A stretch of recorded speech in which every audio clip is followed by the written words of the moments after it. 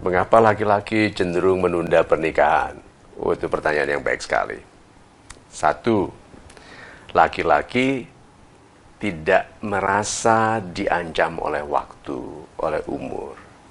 Laki-laki merasa kapanpun dia tetap laki-laki dan bisa menjadi ayah. Beda dengan wanita. Wanita ada masa di mana dia baik sekali untuk melahirkan, untuk hamil, untuk mengandung. Sedangkan laki-laki tidak ada batas waktu seperti itu.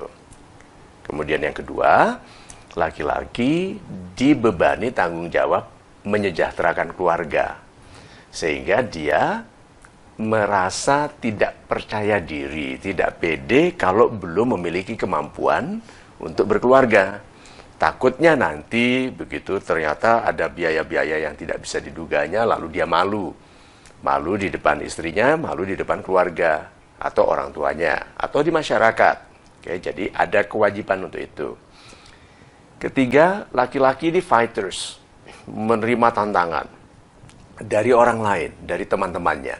Sehingga dalam karirnya, kalau dia belum merasa menang dari orang lain, dia merasa belum sesuai untuk pernikahan. Atau dia tidak memikirkan pernikahan bukan karena tidak mau mikir, memang tidak terpikirkan. Karena dia terlalu asik dengan karirnya.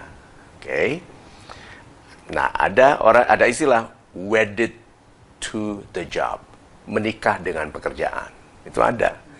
Jadi ada orang yang demikian asyiknya bekerja, membangun karir, menerima pujian, mengejar bonus, mengejar penghargaan, sampai baginya menikah itu mengancam rutinitas dari perjalanan naiknya. Jadi perjalanan naik karirnya ini bisa terancam karena itu sudah menjadi rutinitas dan dia sudah menemukan momentumnya. Energi untuk naiknya sudah bagus, impact-nya sudah bagus, lalu menikah. Wah, gitu. Takutnya adalah akan ada sikap-sikap baru, akan ada pikiran-pikiran baru, tanggung jawab baru, belum dia pikirkan nanti kalau anak sakit atau apa. Sehingga dia takut itu. Nah, yang berikutnya adalah karena laki-laki ini ingin berhasil dan kemudian takut gagal, juga takut gagal menikah. Sehingga karirnya sudah baik, takutnya kalau menikah lalu gagal, itu menurunkan citranya di lingkungannya, di masyarakat, gitu. Sehingga berhati-hati sekali memilih istri. Nah, semakin dia dewasa, ini berikutnya nih, alasan berikutnya. Semakin dia dewasa, semakin dia melihat wanita immature, tidak matang. Sehingga dia tidak tertarik dengan wanita yang tidak matang, yang beresiko, yang bicaranya sembarangan, perilakunya sembarangan. Sedangkan wanita yang sekelas dia sudah tua-tua, sudah tidak menarik.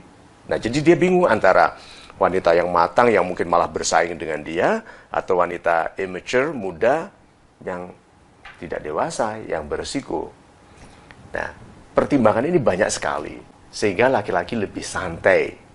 Belum lagi, ini pertimbangan yang terakhir, adalah pergaulan laki-laki ini yang lebih enjoy dengan wanita-wanita yang tidak menuntut tanggung jawab.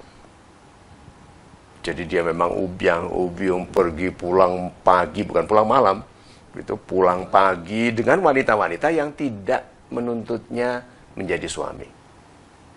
Jadi bebas sekali kehidupan. Nah, seperti ini, dia takut kehilangan kebebasan.